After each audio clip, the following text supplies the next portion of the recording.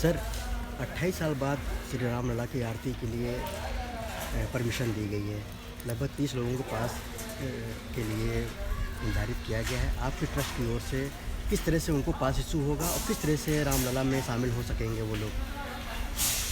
श्री राम जन्म तीर्थ क्षेत्र के गठन के पश्चात ट्रस्ट तीर्थ यात्रियों को उनकी सुविधाओं के लिए सतत प्रयत्न में लगा हुआ है। हमने दर्शन मार्ग में कुछ सुविधाजनक बनाया है। जो हमारे चेक पोस्ट थे उसको सुविधाजनक बनाया है।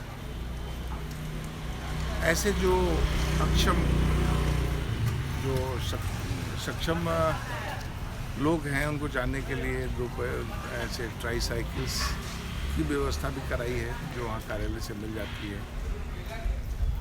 कोई भी व्यक्ति सुविधापूर्वक भगवान के दर्शन कर सके। उस मार्ग को भी अच्छे तरीके से बनाया गया है कि बंदर उनके प्रसाद नहीं लेके जा सकें। धूप, वर्षा, शीत से बचने का उपाय किया गया दर्शन मार्ग। भगवान का स्वरूप छोटा है, इसके लिए वहाँ पर ऐसे बड़े बड़े टीवी सेट्स लगाए गए हैं जिससे दर्शनार्थी भगवान के बड़े स्वरूप का दर्शन कर सके। सामान्य रूप से आरती, भोग, राग के कार्यक्रम सतत भगवान के चलते रहे, लेकिन उसमें सामान्य दर्शनार्थी भाग नहीं ले पाता था। तो ट्रस्ट ने विचारपूर्वक ये निर्णय किया कि हमारे निश्चित संख्या में कोरोना को देखते हुए क्या राम भक्त आरती में भी भाग ले सकते हैं। इसको ध्यानपूर्वक व्यवस्था बना करके वर्तमान में 30 ऐसे राम भक्तों को प्रतिदिन आरती में, सायं आरती में भाग लेने की व्यवस्था बनाई गई है। वो अपना आई प्रूफ लेकर के आएंगे, आइडेंटिटी प्रूफ लेकर के आएंगे और कार्यालय में उनकी फ़ोटो खींची जाएगी और उनको पास निर्गत कर दिया जाएगा। 6 बजे तक वो दर्शन मार्ग से आरती स्थल पर जाकर के बैठेंगे। 6:15 बजे के बाद भगवान राम की आरती होती है और उस आरती में वो सहभाग करेंगे और पुनः काशीपुर से वापस जा सकेंगे। अभी फ़िलहाल ये सायं की आरती के लिए व्यवस्था है। आगे हमारा प्रयत्न रहेगा प्रत्येक आरती में दर्शनार्थी सहभाग कर सकें। पास के लिए ये पूर्णतः निःशुल्क है, किसी से कोई शुल्क नहीं लिया जाएगा, क्योंकि तीर्थ क्षेत्र अभी तक जो सुविधाएं तीर्थयात्रियों को उपलब्ध करा रहा है उसमें किसी प्रकार की कोई सुविधा लेने की व्यवस्था, शुल्क लेने की व्यवस्था नहीं है। न तो प्रसाद चढ़ाने पर कोई शुल्क देय है। प्रसाद तीर्थ क्षेत्र किसी को शुल्क के साथ प्रसाद देने की भी व्यवस्था नहीं करता। राम मंदिर निर्माण की प्रगति बोली गई थी कि जनवरी से ही इसका कुछ काम शुरू होगा, तो वो क्या है इसका? हाँ, टीसी और एल&टी उसके इंजीनियरिंग के को निर्णय कर रहे हैं। जैसे ही निर्णय हो जाएगा आगे काम शुरू होगा। पूरा प्रयास है कि जनवरी में इस निर्माण के काम को और गति प्रदान की जाए। ये भी बताया गया ट्रस्ट की ओर से कि जो परकोटा जो नीचे जाना है उसका 100 फीट जो उसका एक नींव बनने के लिए परकोटा नहीं, रिटेनिंग वाल। हाँ, रिटेनिंग वाल। तो उसकी मजबूती के लिए कितना आप लोग या इंजीनियर्स तैयार हैं कि उसको हम बखूबी अच्छे से कर ले जाएँ? रिटेनिंग वाल की डिज़ाइन बन गई है। रिटेनिंग वाल के निर्माण का एरिया तय हो चुका है। मिट्टी के कटान को रोकने, पीछे पश्चिम क्षेत्र का हिस्सा नीचा है, इस कटान को रोकने के लिए मंदिर को मजबूती प्रदान करने के लिए रिटेनिंग वाल आवश्यक है। उसकी डिज़ाइन आ गई है। यथाशीघ्र उसका निर्माण 14-15 तारीख के बाद शुरू हो जाएगा। तदोपरांत मंदिर का काम आगे गति पकड़ेगा। सर, ये भी ट्रस्ट की ओर से निर्धारित है कि जन जन के पास जाएंगे हम, राम मंदिर निर्माण के लिए चंदा भी उसके लिए लेंगे, तो उसके लिए क्या प्रयास, किस तरह से उसकी तैयारी है?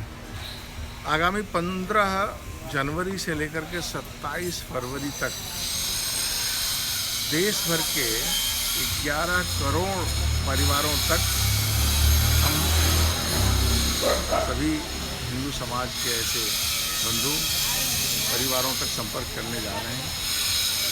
ये जो अभियान है वो श्री राम मंदिर निर्माण निधि समर्पण अभियान के लिए हम सबसे आग्रहपूर्वक करेंगे। ऐसे 10 रुपये का कूपन, 100 रुपये का कूपन, 1000 रुपये का कूपन कार्यकर्ता लेकर के जाएंगे। सभी धर्मों की बात की जाए तो क्या मुस्लिम, सिख, ईसाई सभी इसमें शामिल होंगे चंदा के लिए? समर्पण अपने में ये परिभाषित करता है, भगवान राम और राष्ट्र के लिए समर्पण रखने वाले प्रत्येक व्यक्ति, प्रत्येक परिवार तक कार्यकर्ता और समाज के बंधु पहुँचेंगे, उनका सहयोग लेंगे। ऐसा कोई परिभाषा जैसा आप कह रहे हैं कोई वर्गीकृत नहीं की गई है। संपूर्ण समाज जो राम और राष्ट्र के प्रति समर्पित हैं, उनका सहयोग स्वीकार है और उस कार्यकर्ता उस दिशा में आगे बढ़ के 15 तारीख से संपर्क करने के लिए निकलेंगे। जहाँ तक 1000 के ऊपर के सहयोगकर्ताओं की राशि, ऐसे 2000 से लेकर के 20,000 रुपये तक की राशि के लिए उनको रसीद प्रदान की जाएगी। 20,000 से ऊपर की राशि जो सहयोग करने वाले हैं, वो चेक के द्वारा राम जन्मभूमि को ये राशि दे सकेंगे। ये राशि के जो निधि समर्पण अभियान है, ये है निश्चित तिथियों में है। 15 जनवरी से लेकर के 22 फरवरी तक चलेगा, उसके बाद नहीं चलने वाला है, वो उसी दिन बंद हो जाएगा। उसके बाद अगर कोई इस प्रकार का प्रयत्न, कोई कूपन या कोई रसीद लेकर के जन जन के पास जाता है, तो वो ट्रस्ट के नियम के अंतर्गत नहीं होगा। वो उसके बाद जो सहयोग करने वाले हैं, हमारा जो अस्थाई खाता है state bank of India, Punjab national bank और बैंक ऑफ बड़ौदा में, उससे ऑनलाइन भुगतान कर सकते हैं अथवा चेक ट्रस्ट कार्यालय में भेज कर सकते हैं। 28 तारीख तक ये अभियान समाप्त हो जाएगा। फिर कोई घर घर जाकर के चर्चा करने की नहीं है। इसलिए अगर उसके बाद कोई जाता है तो उसके विषय में जन सामान्य को जांच परख करके फिर करना चाहिए। मुझे लगता है ट्रस्ट की तरफ से कोई ऐसी योजना आगे नहीं है। सर, एक लास्ट क्वेश्चन है। कोरोना वैक्सीन आ गई है, लोगों के लिए कोरोना वैक्सीन सरकार ने मुहैया करा दिया है, लग भी रही है, तो इसको लेकर के आप ट्रस्ट के जो पदाधिकारी हैं या जो वहाँ के मंदिर में कुछ काम कर रहे हैं, इस उनके लिए किस तरह से क्या वैक्सीन लगाने की क्या तैयारी होगी और किस तरह से उनको? तो शासन इस प्रकार सबको शीघ्रातिशीघ्र ये इस प्रकार की वैक्सीन मिल सके, उसकी प्राथमिकताएं तय कर रहा है। शासन द्वारा निर्धारित प्राथमिकताओं के आधार पर सबको शीघ्रातिशीघ्र वैक्सीन उपलब्ध हो सके, ऐसी प्रार्थना ट्रस्ट करता है और भगवान से यही प्रार्थना है कि जल्दी से जल्दी सबको ये वैक्सीन मिल सके, सामान्य जनजीवन बहाल हो सके। ये भगवान से प्रार्थना है।